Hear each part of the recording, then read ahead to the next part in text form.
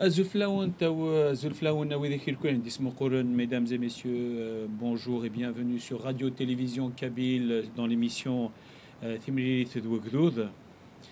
Aujourd'hui, nous allons aborder un sujet extrêmement important et extrêmement grave, le génocide kabyle, commis par le régime algérien en Kabylie, et l'urgence aussi d'alerter et de faire appel à la communauté internationale pour reconnaître ce génocide.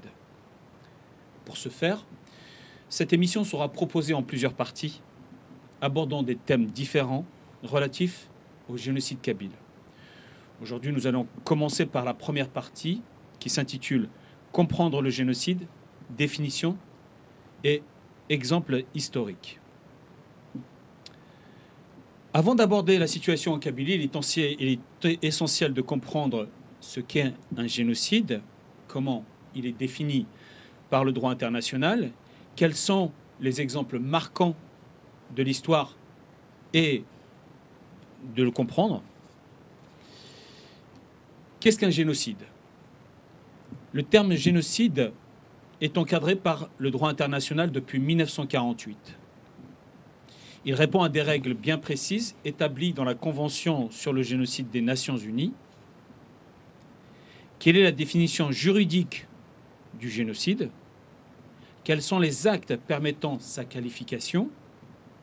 Qui a la compétence de juger un crime de génocide? Explication. Pour ce faire, donc nous avons un invité, Zidane, Azula Zidane. الزولا رباح الزولا كو قاعد يسلن تي قاعد يسلن دي ثمورث ذوك مازال الزول داغني يعقل ارتكا ثنمرثنون ثنمرثيكي يختشيني. La première question à Zidane, justement en parlant de définition du génocide, comment la Convention de 1948 définit-elle le génocide? Donc comme tu viens de le dire dans ton introduction, donc le terme génocide, l'utilisation de ce terme génocide est encadrée par le droit international, donc depuis 1948. Et 1948, donc nous avons ici donc la Convention pour la prévention et la répression du crime du génocide, donc des Nations Unies. Il est adopté le 9 décembre 1948 par l'Assemblée dans sa résolution 260A 3. Donc c'est une convention qui est constituée de 19 articles. Il revient en fait en détail sur le terme génocide. Donc pour répondre, on peut aussi, il y a plusieurs contours juridiques, mais la définition de la notion de génocide, donc comme il est stipulé dans la convention portant sur le génocide, ce qui va distinguer ce crime d'un autre, tel que le crime contre l'humanité, c'est l'intention spécifique de détruire en tout ou partie un groupe protégé par la convention, à savoir un groupe national, racial, ethnique ou religieux. Donc c'est cette notion d'intentionnalité qui fait toute la spécificité du terme génocide. Donc, juste avant de continuer, je reviens donc dans cette émission. On aimerait donc expliquer pourquoi il y a un génocide kabyle. Et aussi, vous l'avez dit aussi dans l'intitulé de votre émission, c'est le devoir, l'urgence, l'impérativité d'alerter la communauté internationale, l'opinion internationale, les instances internationales et les appeler à reconnaître ce génocide. Donc la Convention pour la prévention et la répression du crime de génocide de 1950 définit le génocide comme l'acte commis dans l'intention de détruire. Donc ils peuvent ne pas aller à commettre, mais l'intention en elle-même suffit de le définir comme étant l'acte de génocide. Donc, détruire en tout ou en partie un groupe national, ethnique, racial ou religieux. Donc ça identifie ici le peuple kabyle.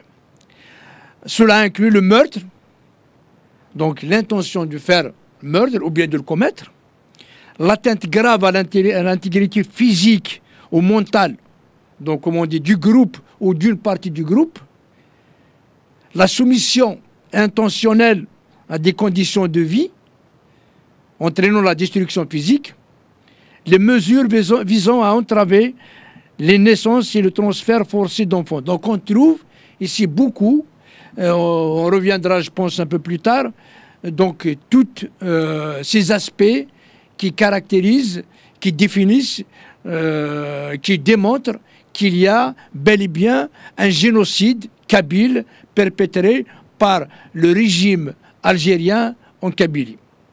Donc rien que l'intention déjà, le fait d'avoir l'intention de commettre un génocide est caractérisé lui-même en tant que génocide, même au niveau du nombre, parce qu'il y a beaucoup de gens qui disent que le nombre, il n'y a pas génocide puisqu'il y a un problème de nombre, il y a le nombre de personnes qui ont été exécutées, assassinées n'est pas suffisant pour le caractériser, mais en fait non. En fait, rien que le fait de vouloir éliminer un ensemble de personnes est caractérisé comme un génocide. Exactement. Donc le fait de le vouloir ou de le souhaiter ou d'avoir une intention de le commettre et surtout aussi de le commettre. Voilà. Donc dans tous les cas de figure, il s'agit bien d'un génocide, effectivement. Donc déjà le commettre, c'est un génocide et avoir l'intention de le commettre, c'est un génocide aussi. D'accord, voilà. Ok, c'est une merci. Voilà. Et le groupe, peu importe. Donc on dit, il y a un groupe, ici ils ne définissent pas le nombre combien. Donc il ne peut pas aller jusque-là. Hein. Donc même si c'est une personne, même si parce qu'on le fait comme étant, parce qu'appartenant à un groupe ethnique ou religieux ou racial ou national, donc déjà, donc ici c'est pas chiffré. Mais donc quand il s'agit d'un groupe ou une partie du groupe. D'une ethnie, d'un groupe racial, d'un groupe national. Donc voilà, donc on reviendra en détail pour démontrer que ce qui se passe en Kabylie, ce qui s'est passé en Kabylie, il s'agit bel et bien d'un génocide du peuple kabyle perpétré par le régime colonial algérien. Donc il y a un seul auteur de ce génocide, c'est le régime algérien. Et ça, depuis 1962, j'espère qu'on va revenir en détail par rapport à ça, donc avec les faits et des modes. Donc voilà. D'accord, ok, merci. Question 2, quels sont les génocides reconnus par la communauté internationale et quelles sont les étapes de leur reconnaissance? Donc là, vous parlez, votre question se situe autour des génocides reconnus. Donc il faut savoir qu'il y a beaucoup de génocides. Il y a ceux qui sont répertoriés, ceux qui ne le sont pas. Et donc là, la question, il y a des génocides reconnus par la communauté internationale. Donc il y en a quelques-uns. Donc par exemple, c'est le cas de l'Holocauste ou de la Shoah, donc, où il y a 6 millions de Juifs exterminés par les nazis donc, entre 1933 et 1945, donc avant et pendant la Deuxième Guerre mondiale. Il y a aussi le génocide arménien entre 1915 et 1923, donc, où il y a 1,5 million d'Arméniens tués par l'Empire ottoman. Il y a aussi tout récemment le génocide au Rwanda, donc en 1994, où 800 000 Tutsis massacrés en 100 jours. Et aussi, il y a des génocides comme celui du Cambodge, donc de 1975 à 1979. Donc, et aussi au Soudan, au Darfour, en 2003, et jusqu'à maintenant d'ailleurs, actuellement, il y a même donc, des génocides qui sont en train d'être perpétrés au Soudan. Et aussi celui commis par Daesh, donc des Yézidis, donc le génocide des Yézidis en 2014. Donc ici, donc on a recensé quelques génocides reconnus par la communauté internationale, et nous souhaitons aussi on vient de parler que le génocide kabyle et la communauté kabyle, le peuple kabyle, la communauté internationale hein, donc et prise de justice, doit œuvrer pour que le génocide kabyle doit être aussi reconnu par la communauté internationale. Et aussi, donc nous, en tant que diaspora ici du peuple kabyle, ou le peuple kabyle en entier, doit tout mettre en œuvre pour que le génocide kabyle soit reconnu par la communauté internationale. Et généralement, la reconnaissance, donc, est tout un processus, hein, passe souvent par des enquêtes internationales. Donc, c'est pour ça où nous devons appel, nous allons faire appel donc à la communauté internationale pour mener des enquêtes. Nous l'avons déjà fait, nous avons déjà déposé une plainte donc, à La Haye, donc à la Cour pénale internationale, à la CPI. Et donc, il y a aussi la mise en place des tribunaux ad hoc, comme celui de Rwanda, hein, donc le TPIR, comme celui du Yézidi aussi, le TPI grec, et une mobilisation bien sûr aussi de la société civile et aussi des victimes. Donc nous avons le devoir, nous avons l'obligation, nous avons le droit aussi de demander aux victimes kabyles, victimes du génocide, donc voilà, de se porter voilà, partie civile voilà, pour défendre leurs droits. D'accord, ok, merci. Et donc, quelles similitudes et différences d'ailleurs observe-t-on entre le génocide kabyle, ceux du Rwanda, de l'Arménie ou du Cambodge? Donc, il y a des similitudes, il y a aussi des différences. Dans les similitudes, il y a la volonté d'éliminer un groupe pour des raisons politiques, hein, ethniques ou idéologiques. Donc nous, comme le peuple kabyle, donc, est un peuple déjà qui est différent, c'est un peuple à part entière, qui est différent du peuple ou des autres peuples d'Algérie, hein, parce qu'il n'y a pas un seul peuple, il y a plusieurs peuples d'Algérie. Donc, pour ces raisons politiques, donc, la Kabylie, elle est frondeuse, donc, depuis même avant la guerre de libération hein, nationale, donc elle a toujours été contre ou en dissidence avec le régime central algérien, même c'est celui d'avant, donc français, pendant turc, et aussi actuellement donc le régime central algérien. Aussi, nous faisons partie de la civilisation amazigh ou berbère.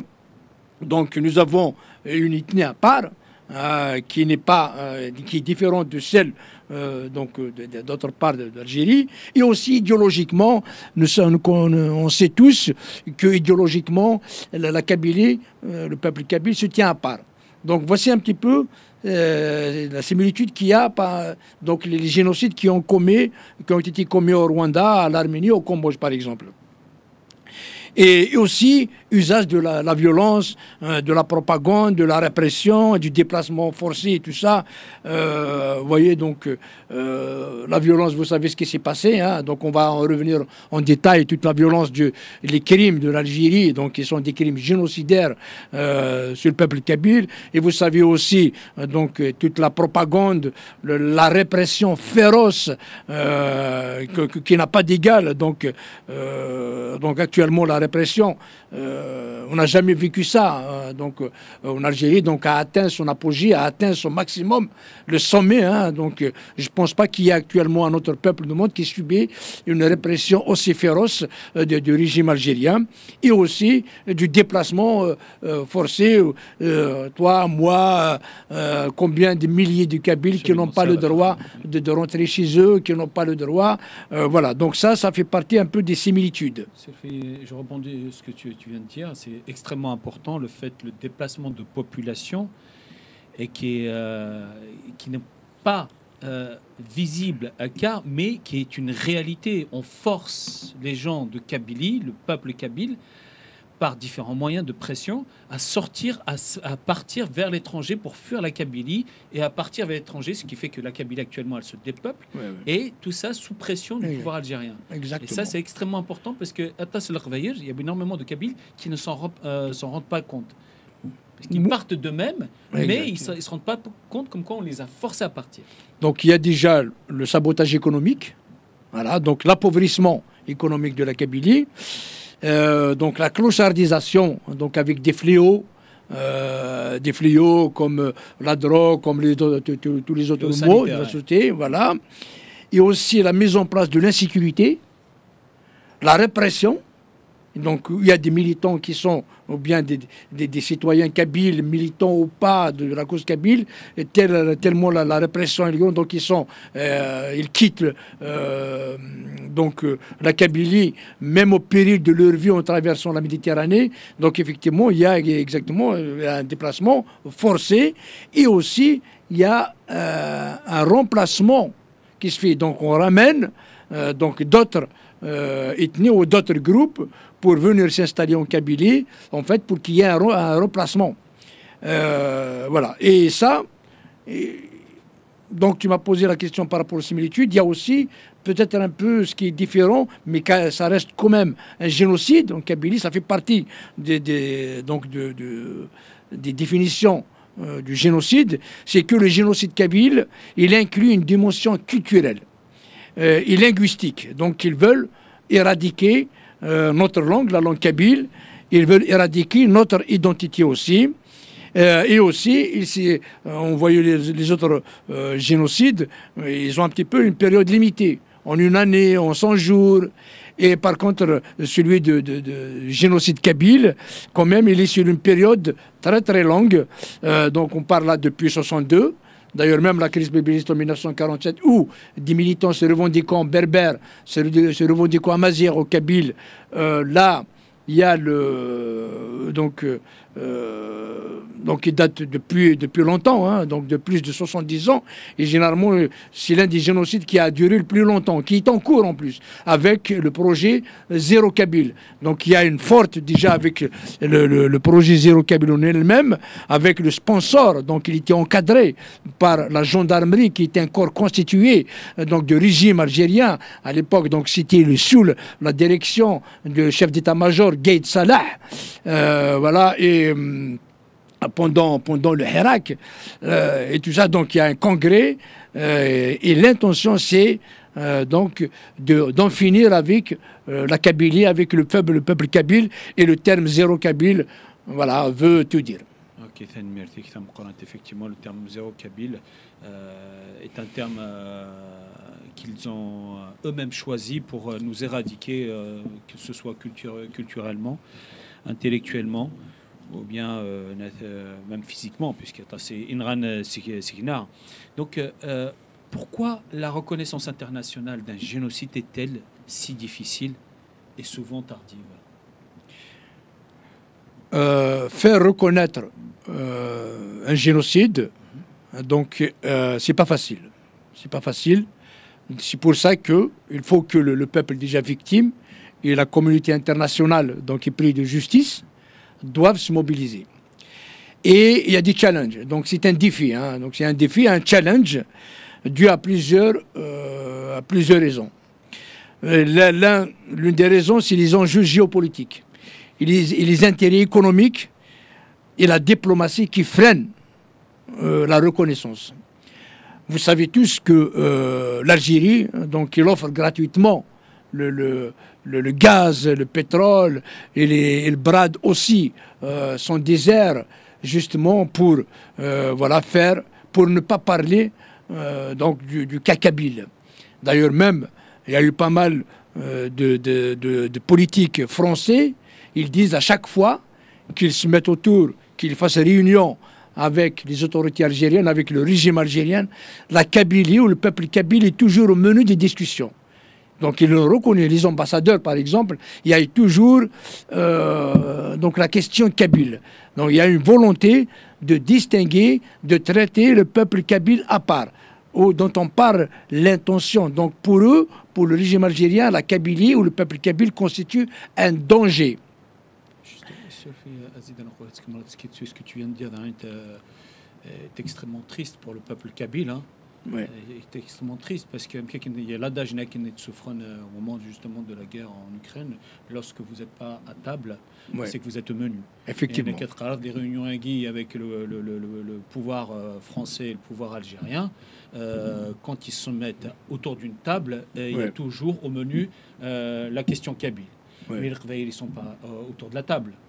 Ouais. Donc ils sont au menu. Ce sont eux le menu. Ouais, voilà. Donc voilà, c'est ça. Donc, contre la Kabylie, parce qu'actuellement, c'est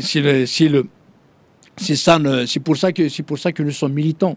Parce qu'actuellement, la Kabylie n'est pas représentée. C'est un peuple, c'est une nation, c'est non représenté. Voilà, donc c'est pour ça que le régime algérien, quand il va d'ailleurs depuis 2019, pour reconnaître les indépendantistes comme étant des terroristes, il y a le régime algérien, il est parti voir toutes les chancelleries du monde, hein, pour les chancelleries internationales, pour leur dire, pour reconnaître comme quoi les indépendantistes ou les mouvements indépendantistes sont des mouvements terroristes. Et c'est ça en fait. Donc il y a d'autres qui tombent, mais c'est les régimes. Heureusement, les démocrates, les États du monde libre n'ont jamais suivi donc le régime algérien dans cette quête. Par contre, il y a des pays. Qui ont suivi, généralement c'est des dictatures, ou qui ont été corrompus par le régime algérien. Je donne un exemple, je pense le Pérou, hein, ils ont reconnu, donc suite à l'injonction du régime algérien, ils ont reconnu que par exemple le MAC c'est une organisation terroriste. Donc ils l'ont inscrit dans leur... voilà, parce que l'Algérie leur a demandé, je pense qu'il est le seul pays au monde qui a déclaré comme quoi le MAC c'est une organisation terroriste. Le Pérou. Ouais, après, bon, il y a eu pas un coup d'État, donc il y a un changement de régime, donc ils ont enlevé ça parce que c'était une dictature ou c'était un militaire qui était à la tête de l'État et donc il suivit un peu les autres. C'est le monde qui a reconnu comme quoi les indépendantistes sont des terroristes. Voilà. Les indépendantistes kabyles sont des terroristes. D'accord, ok. Voilà, donc on trouve toujours, donc il y a les enjeux géopolitiques qui entrent en jeu, il y a les intérêts économiques, hein, pour ne pas parler d'un sujet, hein, donc même ne pas suivre, mais il le sous-doit. Donc le régime algérien sous-doit les autres chancelleries, les autres pays avec des intérêts économiques. Et il y a aussi les États responsables du génocide qui est celui de l'Algérie, ils essayent un petit peu donc de dissimuler les preuves et à contrôler l'information. Donc voilà, c'est ce que tout le monde sait, hein, donc avec leur propagande. Quand vous voyez, par exemple, le stade Hussein Ahmed où ils mettent des drapeaux. Voilà, pour camoufler. Donc, il dit voilà, non, c'est pas vrai. Le peuple kabyle, d'ailleurs, quand on a été à l'ONU, il y avait le représentant algérien qui était kabyle sur Croix.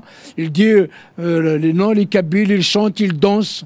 Voilà, donc si vous vous rappelez bien, on a été à l'ONU, voilà, il a parlé mot kabyle, il s'adresse aux Kabyles, non, les Kabyles, ils sont contents, ils chantent, ils dansent, et c'est ce qu'ils font à chaque fois. Donc avec Stade Hussein Ahmed, ils arrivent la veille, ils mettent les drapeaux algériens sur tous les trucs, voilà, ils ne le font pas ailleurs, en Algérie. Il le fait que au stade Hussein Ahmed pour dire au monde, non, voilà, n'écoutez pas les indépendantistes, n'écoutez pas les militants kabyles, n'écoutez pas les activistes kabyles, voilà. Voilà. Et donc des manipulations pour dissimuler de ce genre.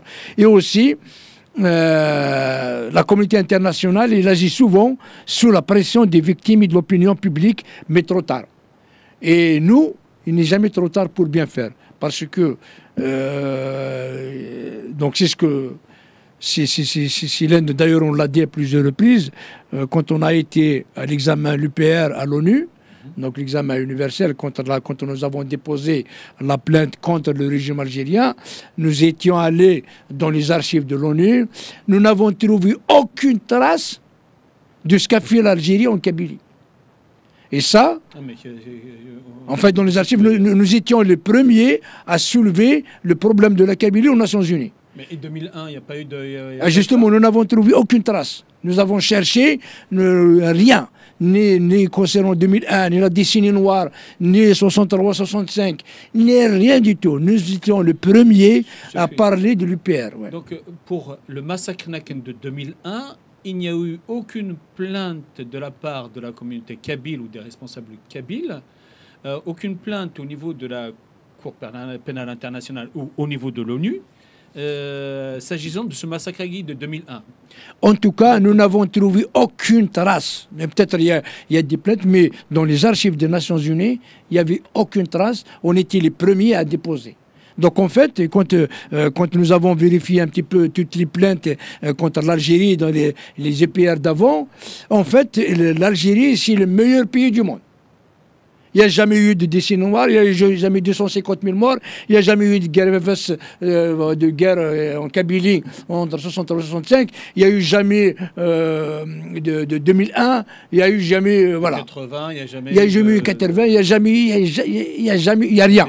C'est vraiment, on était les premiers, donc avec la plainte que nous avons déposée, à évoquer ce génocide.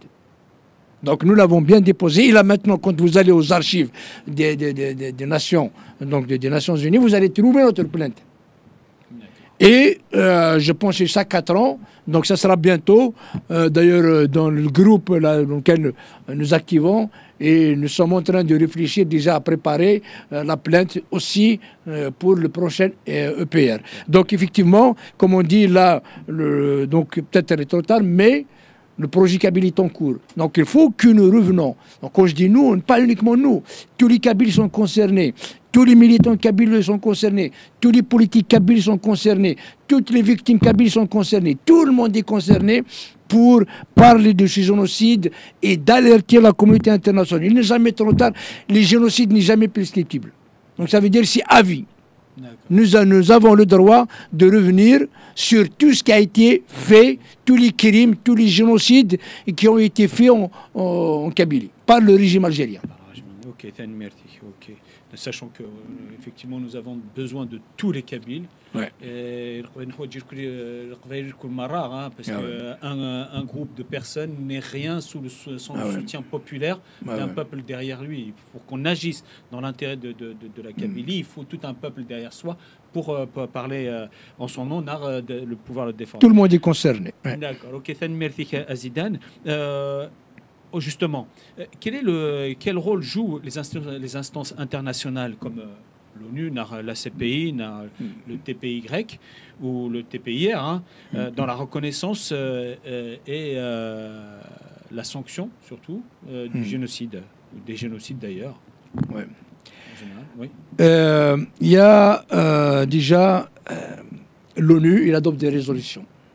Déjà, donc si nous arrivons à transmettre, donc à faire, à mobiliser l'opinion internationale, les instances internationales, donc on peut,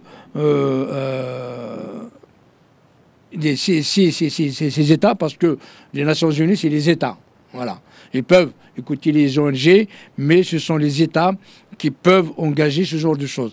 Donc ils peuvent adopter des résolutions, comme ils l'ont fait, donc ils peuvent créer des tribunaux ad hoc, donc sur pièce, nouveau, comme celui créé pour le Rwanda.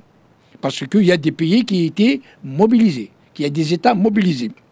Mais aussi, pour que ces États soient mobilisés, il y a des personnes donc derrière, il y a des acteurs politiques derrière, il y a des militants derrière, il y a des ONG derrière. Donc il y a une pression qui doit être faite.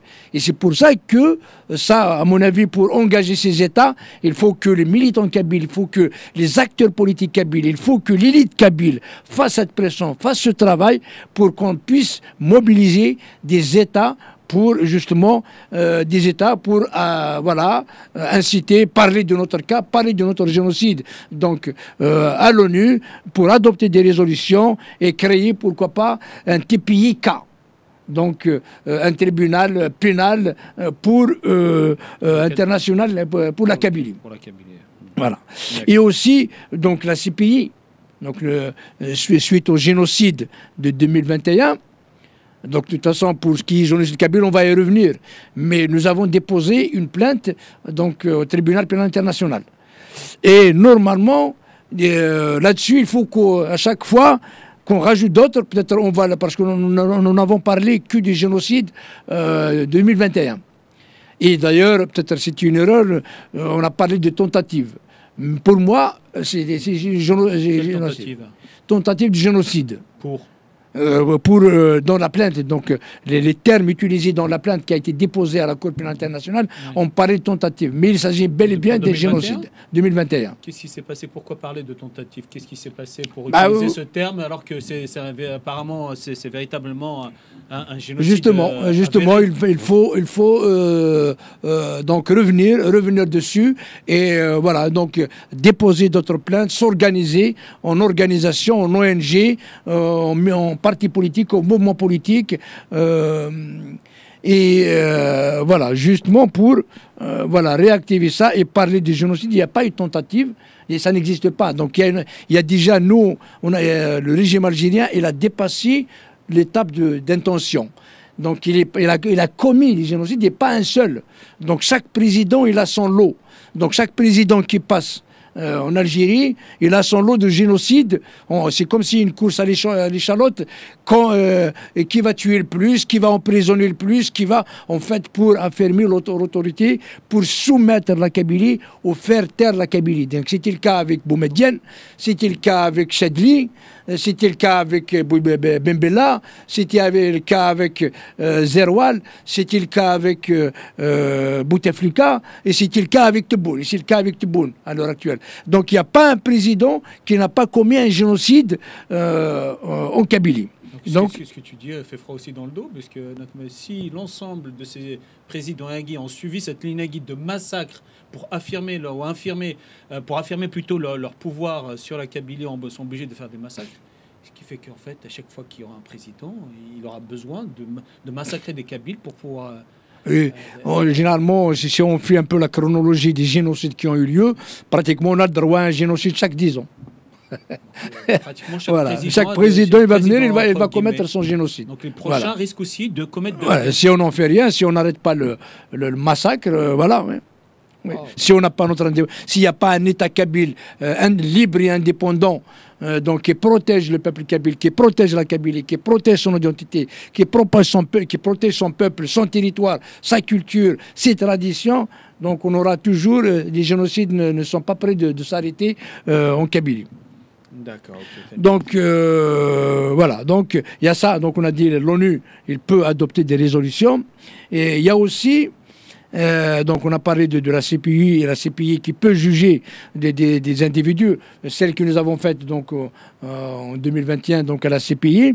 En fait, c'était clairement, on a dit, c'était contre Tebboune et Chingriha. Donc nous avons bien nommé les personnes, donc responsables du génocide. Voilà, et donc on peut aussi faire parler du régime algérien, peut-être c'est vague, mais il faut parler aussi de nommer des personnes à chaque fois. Okay. Donc, et là, même à post-mortem. Donc on peut déposer une plainte contre le génocidaire Bouteflika, le génocidaire Zerwal, le génocidaire Chadli, le génocidaire Boumediene, le génocide Ben Bella, même s'ils sont plus de ce monde. Donc nous devons, donc c'est un devoir, c'est une obligation pour nous, pour le faire pour nos générations futures, pour la Kabylie, et pour que plus ce genre de choses ne se passent en Kabylie. Et aussi, donc, ces instances, donc, on doit mobiliser, engager, et doivent enquêter, juger, sanctionner, et contribuent aussi à la mémoire collective. Parce que il y a aussi la mémoire collective, on ne peut pas laisser des génocides, des crimes contre l'humanité, des crimes comme ça impunis. Donc, même à titre posthume, donc il faut en revenir. Et aussi, donc j'aimerais aussi aborder le cas, par exemple, de la Shoah, du procès de Nuremberg. Donc, où ça, donc ils ont, c'est l'État lui-même, donc, par exemple, Israël, il a décidé de suivre de partout dans le monde tous ceux qui sont responsables donc du génocide israélien, du génocide des Juifs. C'est le cas de l'Allemagne, donc il a essayé de poursuivre aussi donc les anciens responsables nazis. C'est le cas de la France aussi. donc la France. Mais nous aussi, nous devons, je pense qu'il y a un gros travail qui nous attend, pas uniquement nous, comme on l'a dit, toute l'élite kabyle, tous les militants politiques kabyles, tous les mouvements politiques kabyles, il faut donc mettre dans la main pour justement ester en justice, poursuivre en justice partout là où ils sont, en Algérie, dans le monde. Il faut qu'on leur rende la vie misérable. Voilà, pour tous les crimes qu'ils ont commis. Il ne faut pas qu'ils dorment tranquilles. D'accord, ok, merci. En tout cas, oui, je m'associe à ton appel.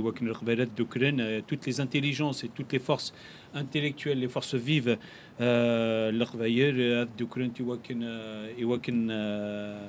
pour protéger Thamour Tharverit, et que tous ceux qui ont fait tuer, assassiner, qui ont fait du mal, qui ont brûlé Thamour Tharverit, soient traduits devant une cour de justice quelconque, qu'elle soit internationale, qu'elle soit européenne, qu'elle se soit même au niveau de l'ONU administrativement reconnue, qu'au moins qu'on protège notre territoire.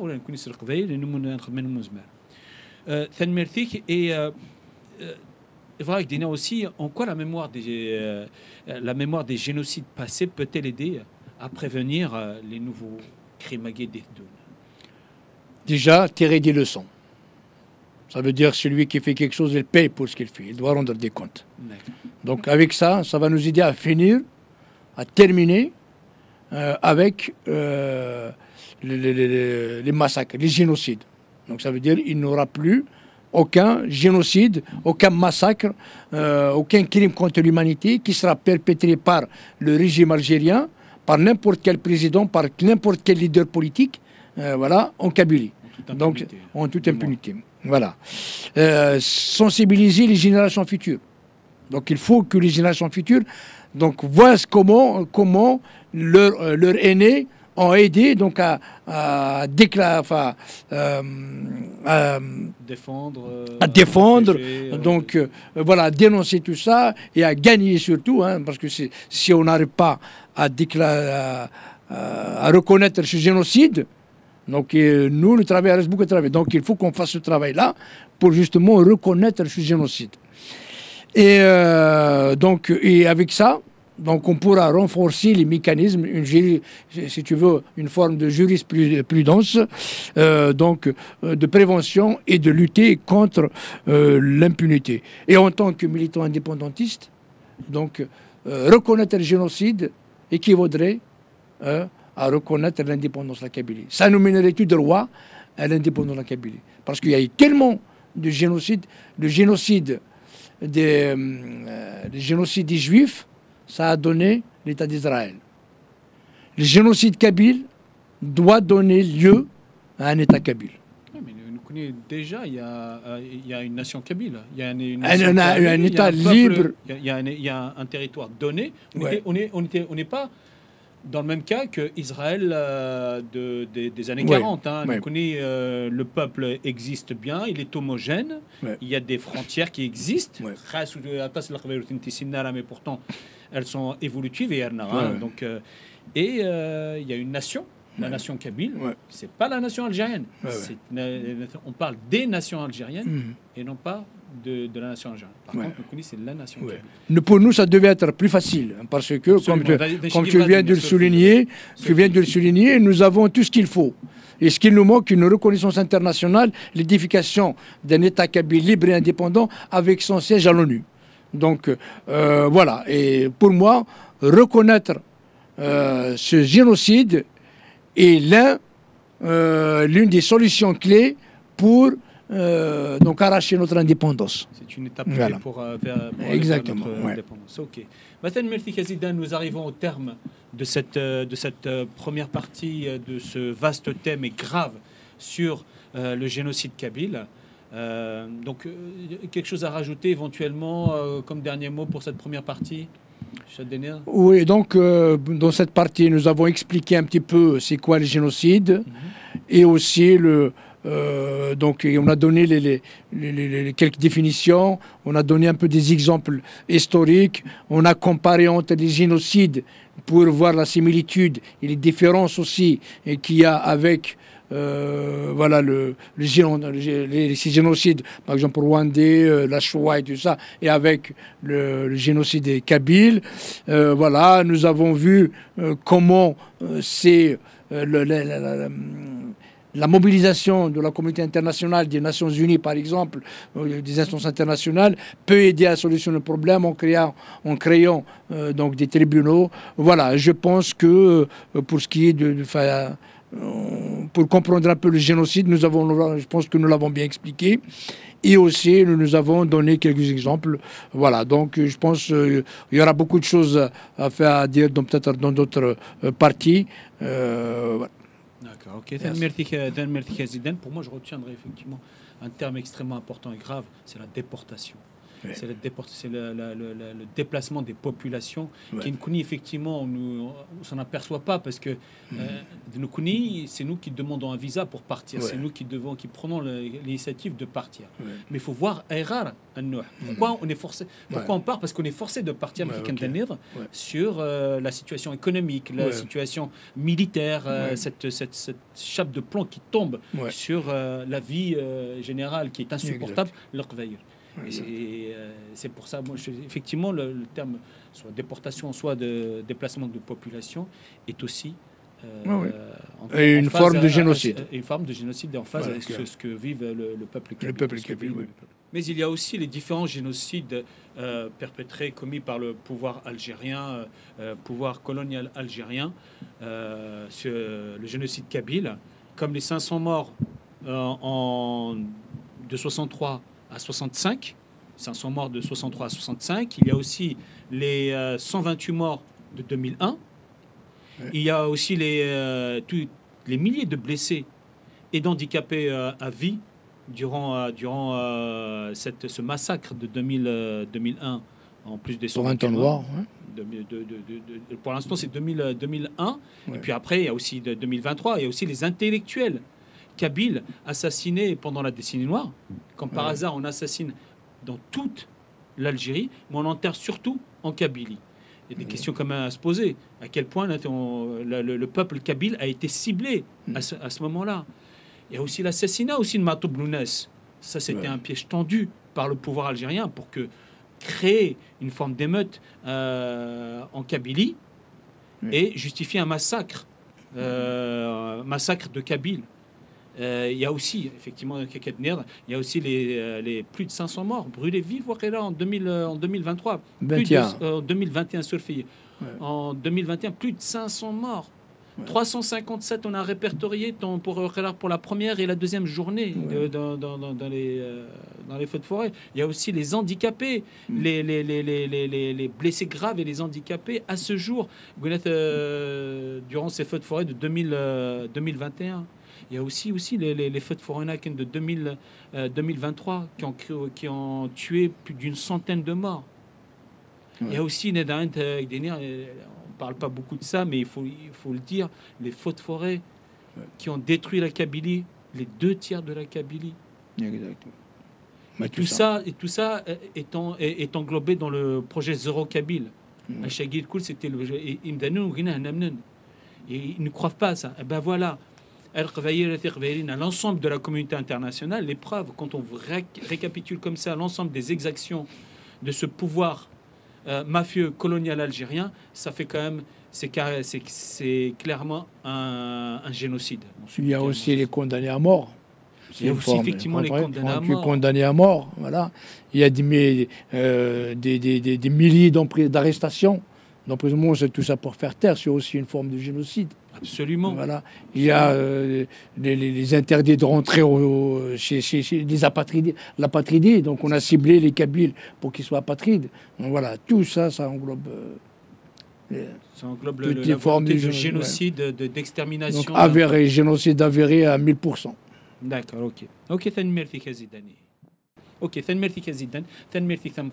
donc nous arrivons au terme de cette première émission, de cette première partie sur le génocide kabyle. Bien sûr, nous en ferons quelques-unes qui vont s'en suivre. Mais vive la République fédérale de Kabylie, en tout état un exorcisme.